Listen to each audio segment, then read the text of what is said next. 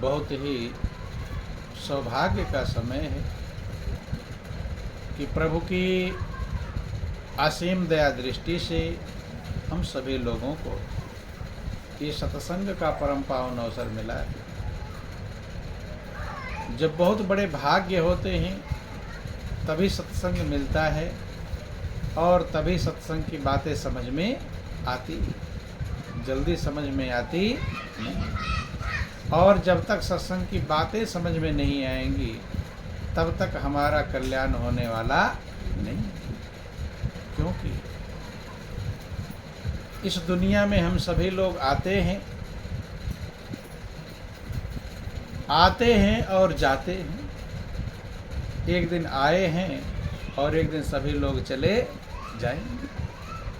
महापुरुषों ने समझाया कि आए हैं सो जाएंगे, राजा रंग फकीर, एक सिंहासन चढ़ी चला, एक बधा जाए जंजीर। जो भी आए हैं उन सब को एक दिन जाना पड़े। जाना सभी को है, लेकिन जाने जाने में अंतर है। अब इस संसार में हम क्यों आए हैं, किस लिए आए हैं, जिसने ये समझ लिया उसका जाना अलग है और जो नहीं समझ पाया उसका जाना अलग, दोनों का जाना अलग है। जब सत्संग मिलता है तब हमारा ध्यान जा पाता है। गौर करके विचार करके थोड़ा समझने का प्रयास करेंगे। जब आप इस दुनिया में आए थे तो कोई संगी साथी आया था साथ में? कोई भी नहीं। चाहे आप कितने छोटे थे, नादान थे, अबोध थे, अकेले माँ के गर्भ के कष्ट को झेलना पड़ा था। नहीं झेलना पड़ता, कष्ट ज़्यादा था कम था जैसा भी था, आपको अकेले उसका सामना करना पड़ा। और जब दुनिया से जाएंगे तब मौत का जो संकट है, मौत का जो सामना है, उसका आपको अकेले करना पड़ेगा। कोई मददगार होगा वहाँ पर? कोई मददगार नहीं। लेकिन ये बीच में जो जिंदगी मिली हुई है, अगर आपने इस जिंदगी को संभाल लिया तो फिर आप अकेले नहीं रह जाएंगे, फिर आप अकेले नहीं रह जाएंगे, मददगार मिल जाएगा। और इसीलिए जिंदगी मिली है कि आप उस परम सहारे को मजबूती से पकड़ लें। कैसे पकड़ लें? मजबूती से पकड़ लें। सभी शास्त्र, वेद, पुराण, संत, महापुरुष यही बात समझाते हैं कि हम आए तो अकेले जरूर हैं, लेकिन वो परम सहारा जिसके सहारे पर सारी सृष्टि चलती है, जिसके द्वारा सारे ब्रह्मांड का संचालन होता है, जिसके द्वारा हम आप जीवित हैं, जिसके द्वारा हमारे श्वास चल रहे हैं, कोई ना कोई शक्ति तो होगी जो श्वास को चला रही होगी। और काम करने के लिए लोग तमाम व्यवस्थाएं करते हैं, लेकिन श्वास को चलाने के लिए मालिक का भरोसा होता है, प्रभु का भरोसा। और जब तक चलाएगा तब तक चलेगा।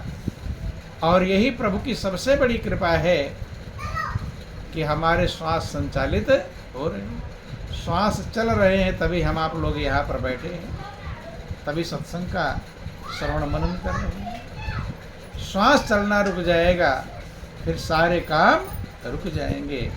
इसलिए रामचरितमानस में भगवान राम ने समझाया कि लोग भगवान से कृपा मांगते हैं। क्या मांगते हैं? कृपा। प्रभु मेरे ऊपर कृपा कर दो।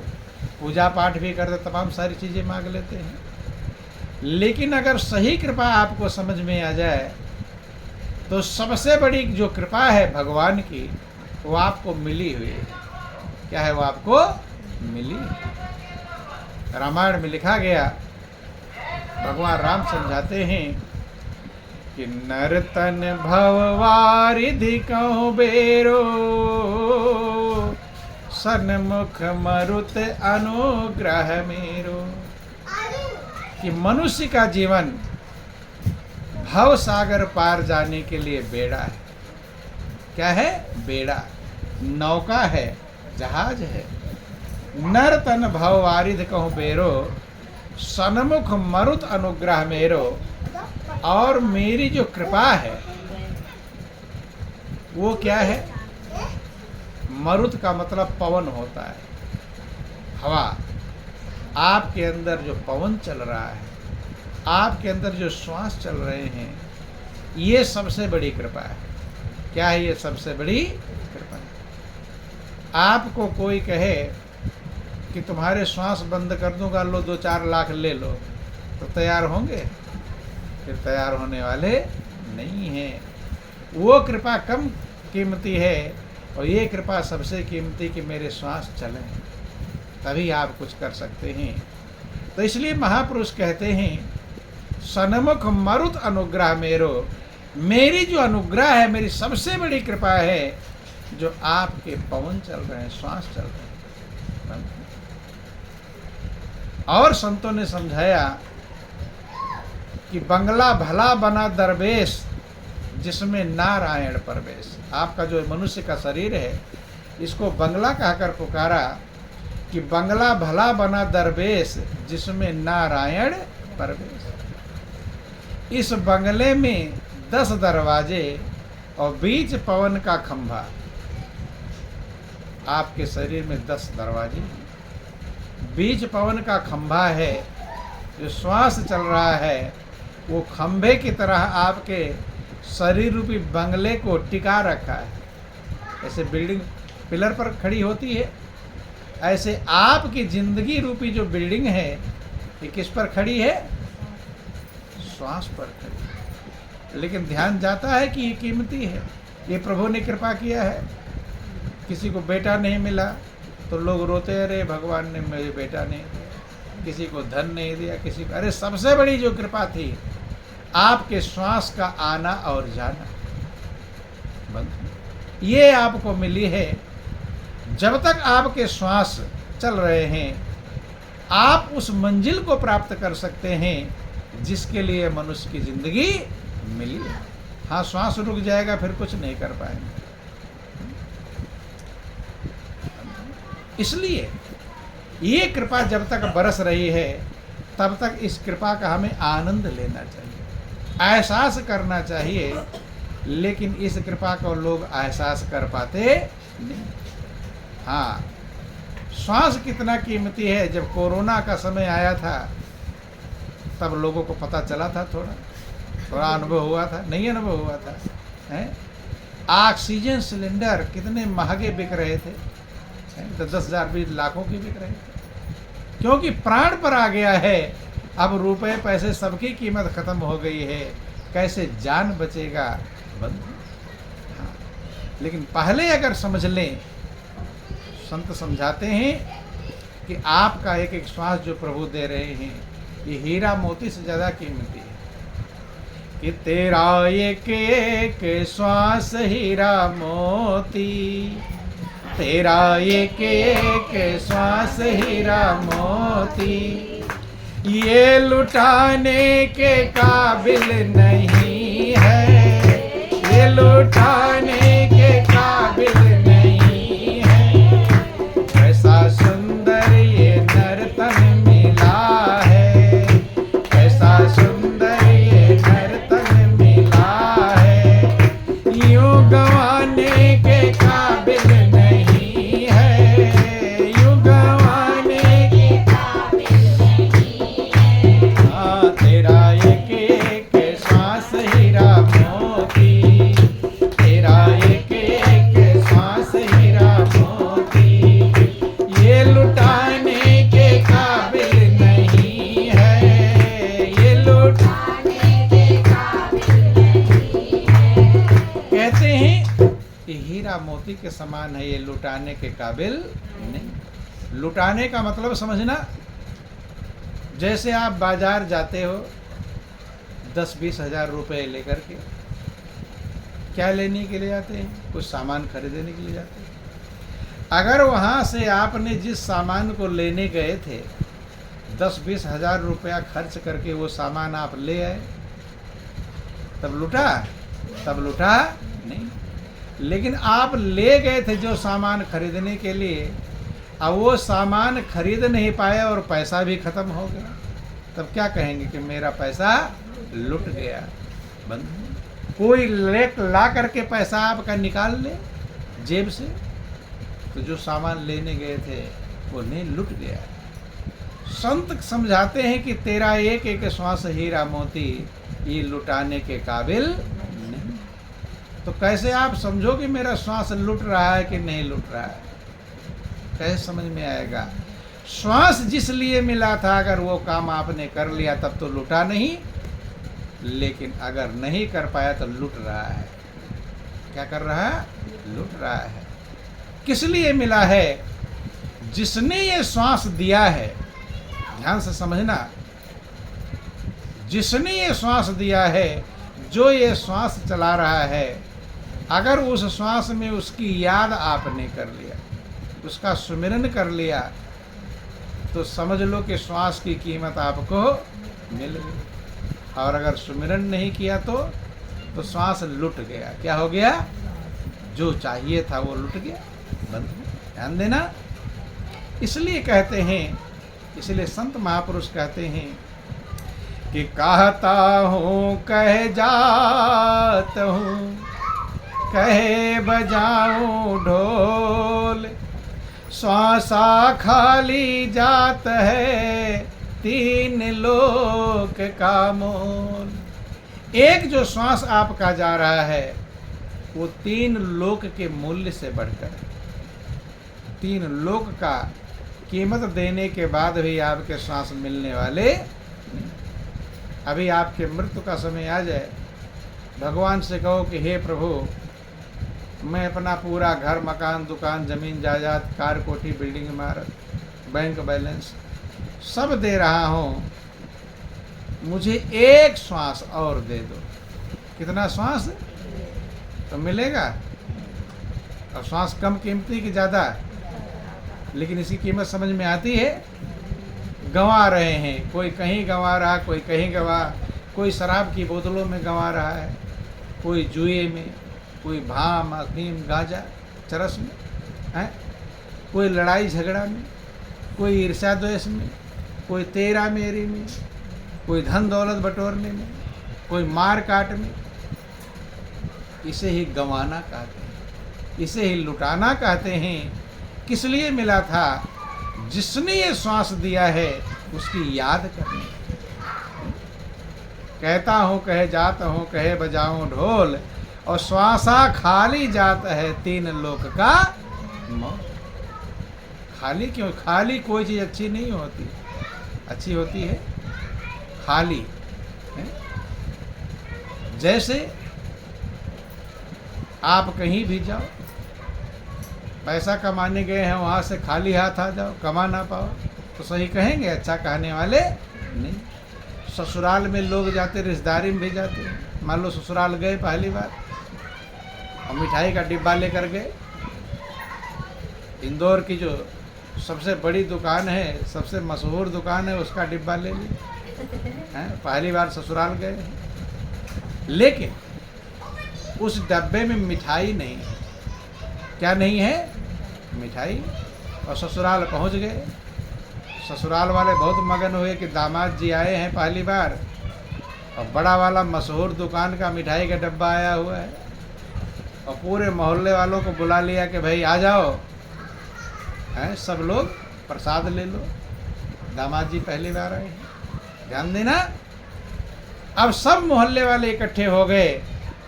अब जब डब्बा खोला गया तो उसमें मिठाई, अच्छा कहेंगे लोग? दामाद जी को अच्छा कहेंगे? कहेंगे इससे अच्छा तो डब्बा लाते ही नहीं। पूरा मोहल्ला इकट्ठा हो गया प्रसाद लेने के लिए, लेकिन डब्बे में मिठाई। तो जो हाल दामाद जी का ससुराल में होगा वही हाल आपका होगा प्रभु के धाम में जब आप जाओगे। श्वास रूपी डब्बा खाली रहेगा, उसमें क्या होना चाहिए?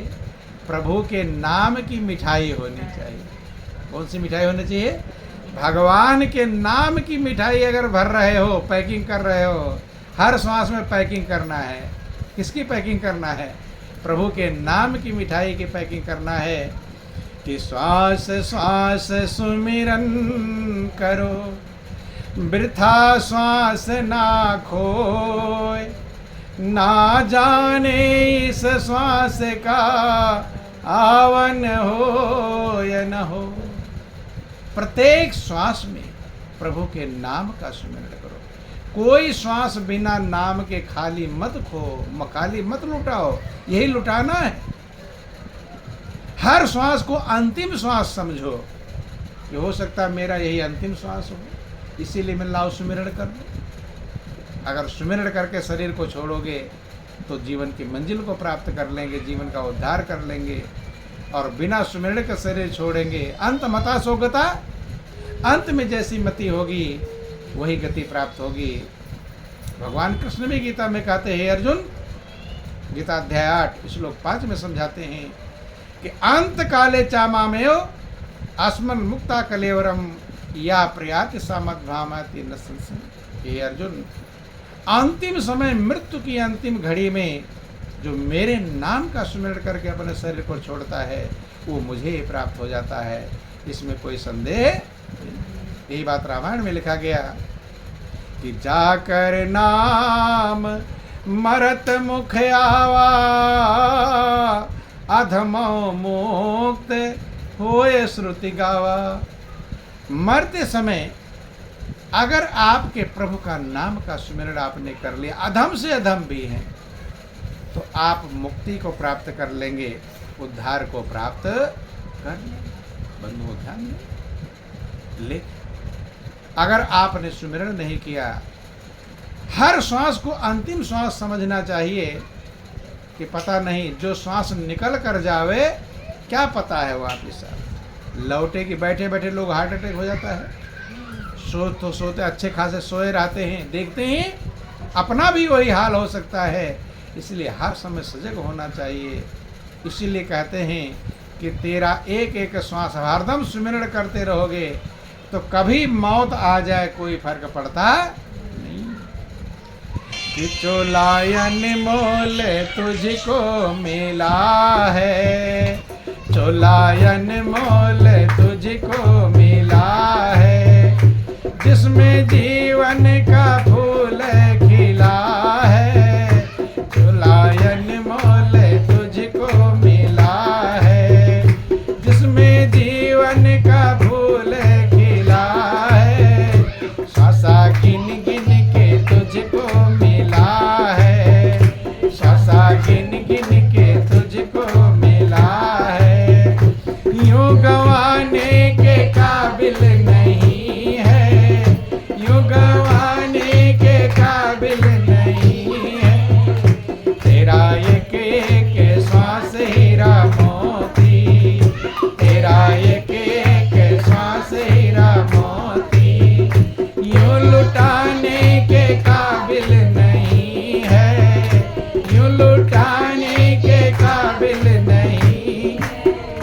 कैसा सुंदर ये नर्तन मिला है, कैसा सुंदर ये नर्तन मिला है, यूं गंवाने के काबिल नहीं है, यूं गंवाने के काबिल नहीं है। पशु जीते जी सेवा कमावे, पशु जीते जी सेवा कमावे, बात मरने के भी काम आवे, बात मरने के भी काम आवे, जीते जी कुछ भी सेवा नहीं की, जीते जी कुछ भी सेवा नहीं की, काम आने के काबिल नहीं है, काम आने के काबिल नहीं है। हाँ, तेरा एक एक श्वास हीरा मोती,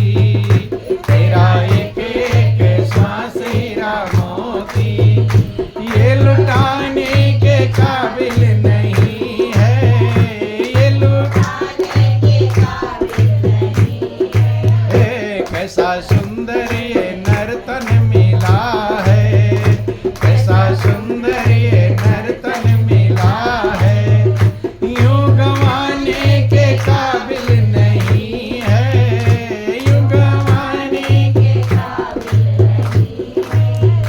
गई जवानी बुढ़ापा जो आया, गई जवानी बुढ़ापा जो आया, सबको लगने लगा तू पराया, सबको लगने लगा तू पराया। ध्यान देना, संत महापुरुष समझाते हैं कि दुनिया मतलब की है। किसकी है? कि स्वार्थ मीत सकल जग माही, सपन्यो प्रभु परमार्थ नाही। स्वार्थ के मित्र हैं, परमार्थ के मित्र जल्दी मिलते नहीं। कहते गई जवानी बुढ़ापा जो आया, जवानी में बल रहता है, ताकत रहती है, सब लोग आदर सत्कार करते हैं, वाह वाही करते हैं। लेकिन जब बुढ़ापा आ जाएगा तब तो वही जिन बेटा बेटी को लोग पाल पोस के बड़ा करते हैं, जिनके लिए अच्छे बुरे कर्म करते हैं कि नहीं करते? झूठ बोलते हैं, बेईमानी करते हैं, ठगारी करते हैं, कपट करते हैं, न जाने क्या करते हैं, बंधु वही बाल बच्चे अब ठोकर मारते हैं। क्या मारते हैं? ठोकर। इसलिए संत महापुरुष चेतावनी देते हैं, समझाने का प्रयास करते हैं कि गई जवानी बुढ़ापा जो आया, गई जवानी बुढ़ापा जो आया, सबको लगने लगा तो पराया, सबको लगने लगा तो पराया। हाँ, बाल बच्चे कहे मर जा बूढ़े, बाल बच्चे कहे मर जा बूढ़े, अब कमाने के काबिल नहीं है, अब कमाने के काबिल नहीं है। हाँ, तेरा एक एक श्वास हीरा मोती, तेरा एक एक श्वास हीरा मोती, ये लुटाने के काबिल नहीं है, ये लुटाने के काबिल नहीं है। हाँ, कैसा सुंदर ये नर्तन मिला है, कैसा सुंदर ये नर्तन मिला है, यूं गंवाने के काबिल नहीं है, यूं गंवाने के काबिल नहीं है। जवानी गई और बुढ़ापा आया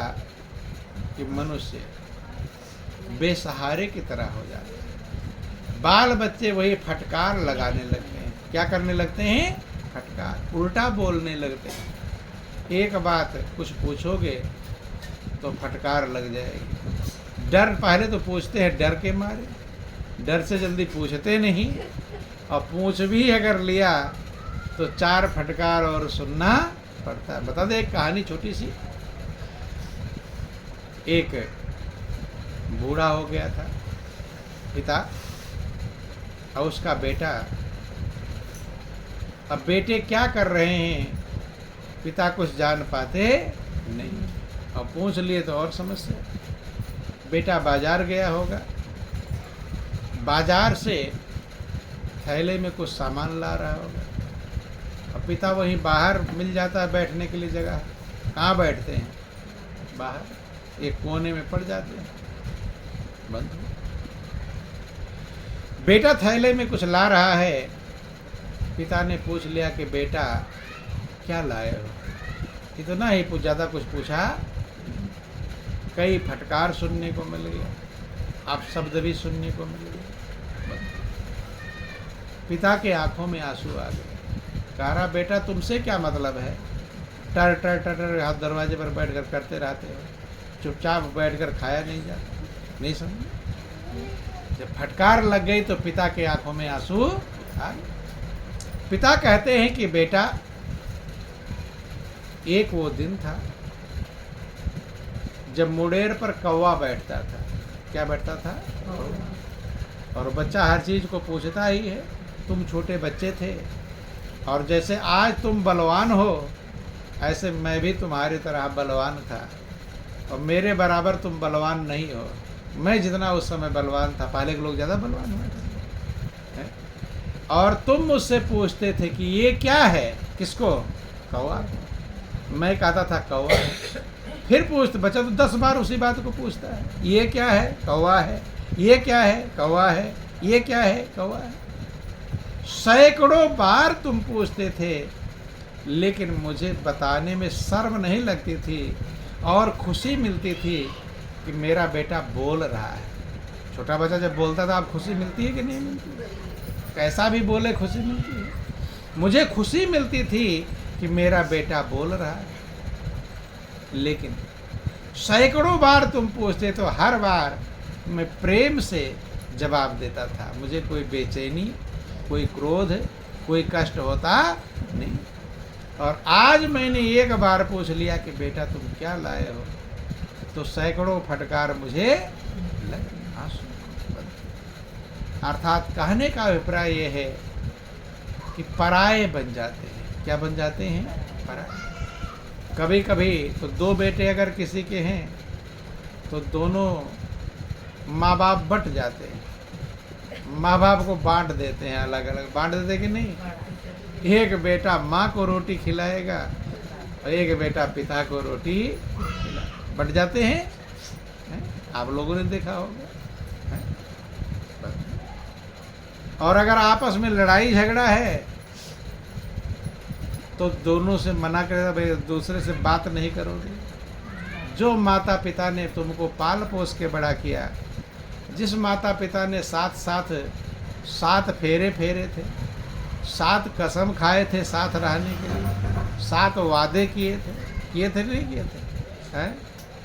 वो जिंदगी भर साथ रहे, लेकिन उनको अलग कौन कर दिया? बेटों ने अलग कर दिया। ध्यान से समझना है, प्रैक्टिकल देखते हैं आप लोग। एक कहानी आपको समझाते हैं। 2 बेटे थे, माँ बाप बूढ़े हो गए, दोनों बेटों में आपस में लड़ाई झगड़ा हो गया। अब ये उनको सोचना पड़ता है कौन बेटा मुझे रोटी देगा।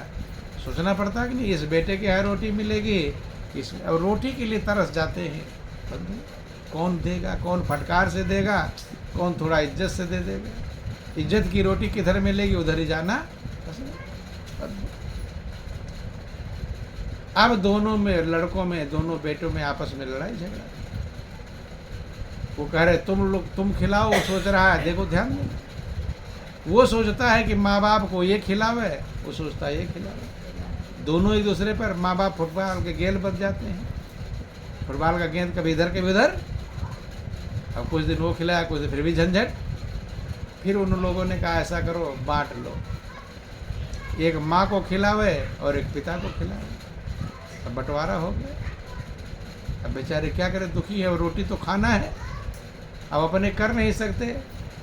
ये भी स्वीकार कर लिए कि चलो अलग अलग रह लेंगे। और थोड़ा बढ़ा कहे, अब दोनों एक दूसरे से बोलोगे नहीं तो इधर के बाद उधर तुम बताओगे, उधर के बाद इधर बताओगे, चुगली करोगे। इसलिए दोनों को एक दूसरे से बात करने की ज़रूरत है। अब बीच में दीवार बन गई, मकान की दीवार बन ही जाती है। दीवार बनी थी लेकिन उसका प्लास्टर नहीं हुआ था, और दोनों बेटे अपने काम पर जाते थे, बहुएं भी शायद काम पर जाते थे। ये प्रैक्टिकल घटना है, किताब की कहानी नहीं है, ये प्रैक्टिकल है। तो दोनों ईंट की चिनाई हुई थी दीवार के, लेकिन प्लास्टर नहीं, तो मसाला थोड़ा निकल गया था। जब दोनों बहू बेटे चले जाते अपने कहीं काम पर, बच्चे स्कूल चले जाते थे, दोनों, एक तरफ बुढ़ा है एक तरफ बुढ़िया। अब दोनों आवाज़ लगाते थे बात करने के लिए। और कहाँ से बात करते थे? बाहर से निकल कर जाएंगे दूसरे घर तो पड़ोसी देख लेंगे, फिर आफत है। पड़ोसी और खबर कर देंगे तो जो रोटी मिल रही है वो भी मिलने वाली।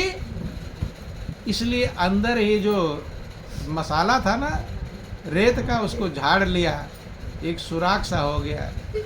वही फोन का काम कर रहा है। किसका काम कर रहा है? उनका उधर से वो बुढ़ा बात करता था, इधर से बुढ़िया। अर्थात क्या समय आ जाता है इस दुनिया में, लेकिन मोह ममता का ऐसी बंधन है जो मनुष्य प्रभु की तरफ जा पाता नहीं। संत महापुरुष ये नहीं कहते मोह ममता बंधन को मत निभाओ, सब करो, लेकिन प्रभु के सहारे को पकड़ लो, प्रभु के नाम के सहारे को पकड़ लो, प्रभु के नाम के सुमिरन को पकड़ लो, जो तुम्हारा यहाँ भी मददगार होगा और आगे भी मददगार होगा। इसीलिए कहा कि गई जवानी बुढ़ापा जो आया, गई जवानी बुढ़ापा जो आया, सबको लगने लगा तो पराया, सबको लगने लगा तो पराया। हाँ, बाल बच्चे कहीं मर जा बूढ़े, बाल बच्चे कहीं मर जा बूढ़े, अब कमाने के काबिल नहीं है, अब कमाने के काबिल नहीं है, तेरा एक एक सांस हीरा मोती, तेरा एक एक सांस हीरा मोती, ये लुटाने के काबिल नहीं है, ये लुटाने के काबिल नहीं है। हाँ, कैसा सुंदर ये नर्तन मिला है, कैसा सुंदर ये नर्तन मिला है, यूं गंवाने के काबिल नहीं है, यूं गंवाने के काबिल नहीं है। कहते हैं अगर संत महापुरुषों की बात नहीं समझ पाओगे, प्रभु के नाम का सुमिरन नहीं कर पाओगे, तो रोना और पछताना पड़ेगा। कि जो ना माने तो रोना पड़ेगा, जो ना माने तो रोना पड़ेगा, नरक में दुख को ढोना पड़ेगा, नरक में दुख को ढोना पड़ेगा।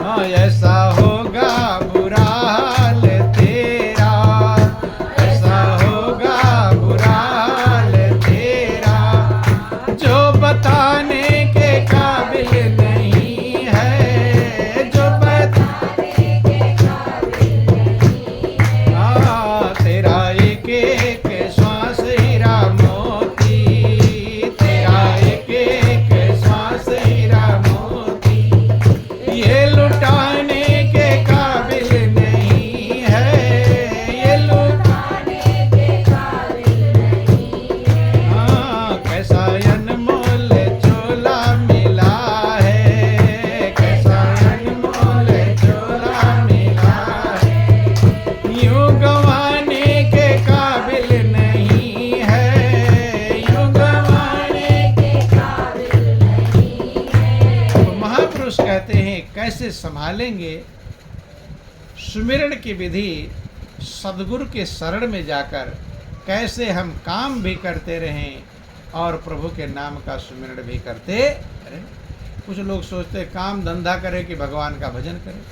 संत महापुरुष कहते हैं दोनों काम करो, दुनिया के पेट पालने वाला भी काम करो और प्रभु का सुमिरन भी करो। कि हरि का भजन और पेट का धंधा, जो दोनों न करे सो मूर्ख अंधा। तो पेट के धंधे में किसी को समझाने की जरूरत, किधर भागो किधर दौड़ो कहाँ जाओ होशियार हैं, लेकिन प्रभु का भजन ये छोड़ बैठो कि भूल बैठा राम को अच्छी नहीं बात है, 4 दिन की चांदनी फिर अंधेरी, कि माटी वाला घड़ा तेरा एक दिन फूटेगा, माता पिता भाई बंधु सबसे नाता टूटेगा। दिन है गुजरने वाला, आने वाली रात है, और 4 दिन की चांदनी फिर अंधेरी, इसलिए अभी से संभाल लो, कब रात आ जाए कुछ भरोसा नहीं। सदगुरु की शरण में आप जा करके सच्चे नाम के सुमिरन की विधि, सुमिरन का तरीका, प्रभु का वो सुमिरन जो आप काम धंधे करते हुए, उठते बैठते यहाँ तक कि सोते हुए भी आप प्रभु के नाम का स्मरण कर सकते हैं, क्योंकि कब मौत आ जाएगी कुछ भरोसा। सोते सोते प्राण निकल जाते हैं। बहुत लोग कहते हैं ना, अच्छे खासे सोए थे और सोते सोते प्राण निकल गया। लेकिन आपको अगर सत्य नाम के सुमिरण का ज्ञान है तो सोते में भी सुमिरण होता है। ये संतों का दावा है कि जागन ते सोवन भला, जो कोई जाने सोए, अंतर लो लागी रहे, सहजो सुमिरन हो। जगने वाले सोने वाला अच्छा है, वो सुमिरण की विधि जान गया है सदगुरु की शरण में जाकर, सोकर में सुमिरण कर रहा है। वो जो नहीं जान पाया है वो जग कर भी दाएं बाएं में घूम रहा है, मन इधर उधर लगा हुआ है। इसलिए कि सच्चा सेवक गुरु का तो बने कर, अब भजन कर अरे शुभ कर्म कर। सच्चा सेवक गुरु का तो बने कर, अब भजन कर अरे शुभ कर्म कर। वरना उस सच्ची सरकार को भी, वरना उस सच्ची सरकार को भी मुँह दिखाने के काबिल नहीं है। वरना उस सच्ची सरकार को भी मुँह दिखाने के काबिल नहीं है। तेरा एक एक श्वास हीरा मोती, ये लुटाने के काबिल नहीं है। तेरा एक एक श्वास हीरा मोती, ये लुटाने के काबिल नहीं। हाँ, कैसा सुंदर ये नर्तन मिला है, यो गंवाने के काबिल नहीं है। कैसा सुंदर ये नर्तन मिला है, यो गंवाने के काबिल नहीं। तो जिन लोगों को ज्ञान ध्यान मिला हुआ है, सुमिरण की विधि मालूम है, ज्यादा से ज्यादा अपने मन को प्रभु के नाम के सुमिरण में लगाओ। प्रयास करे, कर से कर्म करो विधि नाना, और मन राखो जहाँ कृपा निधान। हाथ पैर से दुनिया के काम करो, लेकिन मन प्रभु के चरणों में लगाए रखो, क्योंकि वही एक सहारा है जो हरदम तुम्हारे साथ रहेगा। और दुनिया के सहारे कब साथ छोड़ देगी उस भरोसा। कोई आज गया, कोई काल गया, कोई जावन काज तैयार खड़ा, नहीं कायम कोई मुकाम यहाँ, चिरकाल से यही रिवाज रहे। जाग मुसाफिर देख जरा, वो तो कूच की नौबत बाज। कूच करने की, जाने की नौबत बज रही है, लेकिन तुम्हें ध्यान नहीं। मौत का ध्यान रहता है, सोचते अभी बहुत समय है। यही बहुत बड़ी भूल है कि काल खड़ा सिर पर सदा, मन चितवे बहुआस। दादू जीव जानी नहीं, कठिन काल को पास। जहाँ जहाँ दादू पग धरे, तहाँ काल को फंद। सिर ऊपर साधे खड़ा, तऊ न चेते अंध। काल हमेशा निशाना लगा कर खड़ा है। कब निशाना लग जाए कि ऐ मुसाफिर क्यों बसरता है यहाँ, ये किराए का मिला तुझको। कोठरी खाली करा ली जाएगी, और बिन मुहूर्त के उठा ली जाएगी। क्यों गुलों पे हो रही बुलबुल निसार, है खड़ा मालियों पीछे होशियार। मार कर गोली गिरा ली जाएगी। काल निशाना लगा कर खड़ा है, इंतजार कर रहा है, एक एक श्वास को गिन रहा है। कब तुम्हारे श्वास खत्म हो, अब कब मैं तुम्हारे प्राण लेकर जाऊं। लेकिन हमें होश होता यही बहुत बड़ी भूल है। इस भूल को सुधारें। जो जिंदगी आपकी बीत गई, जैसे बीत गई, अच्छा किया उल्टा किया, वो कर्म तैयार हो गए, वो तो भोगना पड़ेगा। आगे जो बचा हुआ है उसे संभाल लो। कि कहे कबीर तो समझ ले पगले, जितनी बची बचा ले। तो जो बचा उतना संभाल लो, उतने में सुमिरन कर लो, वो आपके काम आ जाएगा। नहीं संभालोगे तो पछताना पड़ेगा। जिंदगी बहुत कीमती है, अनमोल है। सतगुरु की शरणागति ग्रहण करके और सच्चे नाम और सच्चे स्वरूप का ज्ञान प्राप्त करके मन को पल पल प्रभु में लगाते हुए दुनिया के हर ड्यूटी को निभावें। बेटा बेटी का पालन पोषण करें, भाई बंधु कुटुंब परिवार की ड्यूटी निभावें। लेकिन सबसे बड़ी जो ड्यूटी है, सबसे बड़ा जो रिश्ता है प्रभु का, उसे भी संभालने का प्रयास। सब रिश्ते निभाने में होशियार हैं, लेकिन सबसे मेन रिश्ता प्रभु का है। जब दुनिया में कोई रिश्ता आपका नहीं था तो प्रभु का था। सारे रिश्ते खत्म हो जाएंगे तो कौन सा रिश्ता रहेगा? प्रभु का। वो जड़ है, जड़ को छोड़ देते हैं, अब डाल पत्ते को सिंचाई करते हैं तो पेड़ सूखेगा ही। कि पात पात को सींचते, पेड़ को दिया सुखाए, माली सींचे मूल को, ऋतु आए फल खाए। सारे संसार के जो रिश्ते हैं वो डाल पत्ते के समान, क्योंकि जड़ तो प्रभु है, मूल तो प्रभु है। अगर मूल को छोड़ करके पत्ते को सींचोगे तो पेड़ भी सूख जाएगा। बेचैन लोग बेचैन क्यों हैं? इसीलिए बेचैन हैं, जो मूल प्रभु है उसे छोड़ देते हैं। अब हित मित्र परिवार दुनियादारी, ये डाल पत्ते हैं, इनको सही करने में लगे होते हैं, तो ये कभी सही होने वाले।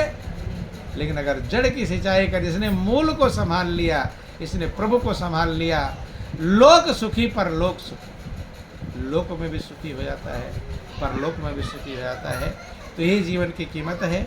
समझें, विचार करें, और जिस कारण से, जिसलिए प्रभु ने जिंदगी दिया कृपा करके, उस जिंदगी का लाभ उठाकर जाए। जाना तो है, एक घाटा करके जाए, एक फायदा करके जाए।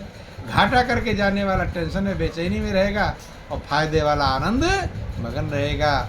तो यही सबसे बड़ा फायदा है कि आप प्रभु के सहारे को पकड़ लो। यही जीवन का सार है, यही जीवन का लक्ष्य है। अब आपके समय भी हो गए हैं। इन्हीं चंद शब्दों के साथ बोलिए प्रेम से गुरुदेव महाराज की, श्री सच्चिदानंद भगवान की, बोलो वृंदावन बिहारी लाल की।